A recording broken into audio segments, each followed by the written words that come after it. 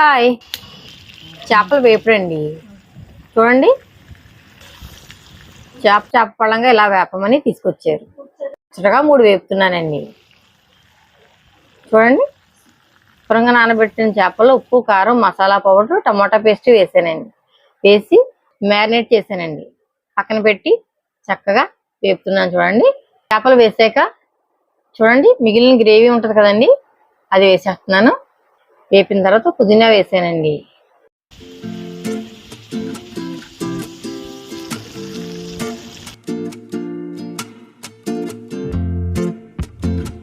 చేప ఫ్రైలో అండి ఉల్లిపాయ ముక్కలు నిమ్మకాయ పిండుకుని తింటే సూపర్గా ఉంటుందండి. లేదా పప్పుచారులో వేసుకుని చక్కగా తింటే హ్యాపీ. చూడండి, టర్న్ చేశాను, చక్కగా వేగినాయండి.